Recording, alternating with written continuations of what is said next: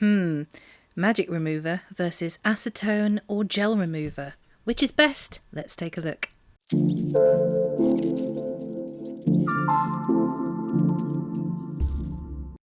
My nails were in desperate need of removal and a little bit of TLC.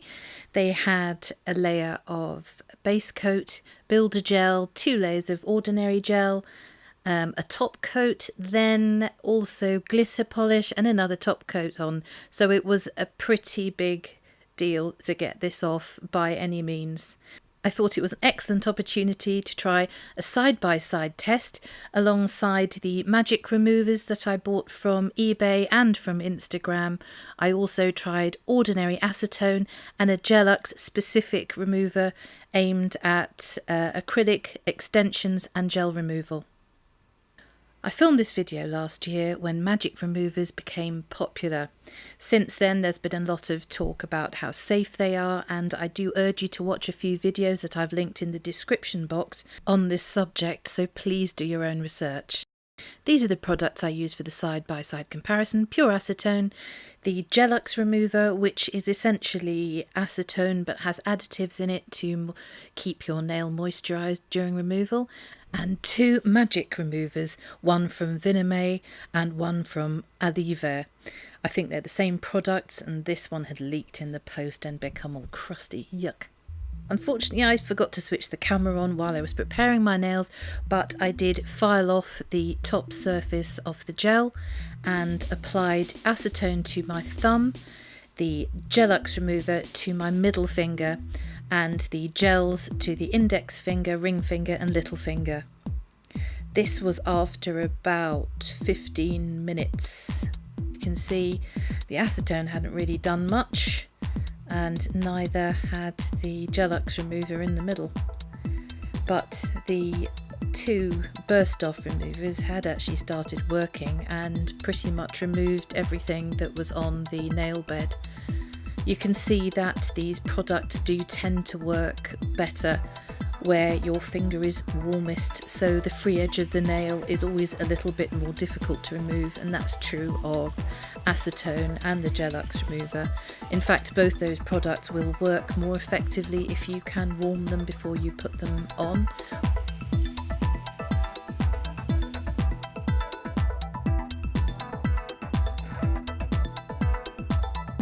This is after about 20 minutes now, and I'm still having not much fun with the thumbnail, so I just reapplied some acetone after giving it another little bit of a file to give the chance for the acetone to soak in a little bit more.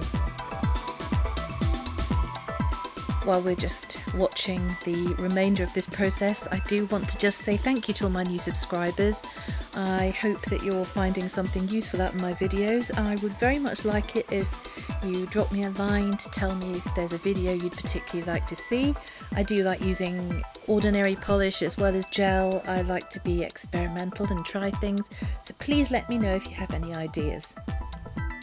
You may have noticed that I haven't posted for a while. That's because I got a job at Christmas, which was a temporary job, and it turned out to take a little bit longer, and I was still working there until just before lockdown. So I just didn't have time to make videos and edit them, which does take me a long time. Each of my videos takes at least 24 hours to film, plan and edit. And I was so tired from my job that I just couldn't face doing it in the evenings, even though I have a huge amount of stuff that I want to film and share with you.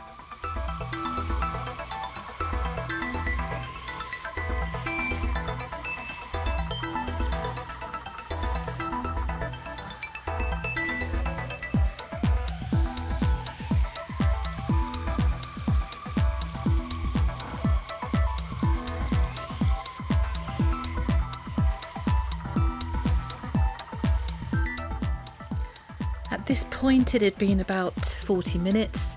There was about a 10-minute wait in between trying to get product off and checking under the foils each time, and about 4 reapplications at this time.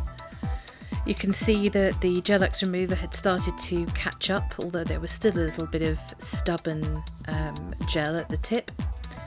And also the same was true of the acetones. There wasn't much in it between the acetone and the Gellux remover at this point.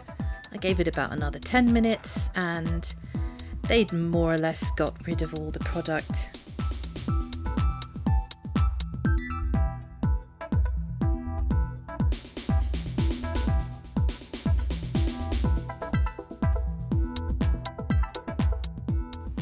The whole process from beginning to end was about an hour and 10 minutes.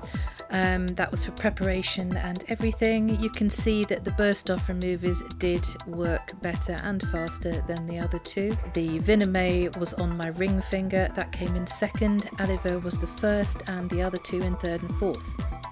The magic removers took about half an hour to remove everything off the nail, and the Acetone and Gellux remover took best part of an hour. These were my nails at the end. There was no adverse reactions to anything, and they were in decent shape afterwards. I did notice that the burst off remover did bend my nail as it was removing the polish, but as soon as the polish lifted it did go back to normal and there was no lasting effects. I didn't have any problems with an allergy or allergic reaction either, but I can't say that that would be the same for everyone. I did have some breaks in my nails beforehand. It was nothing to do with the products.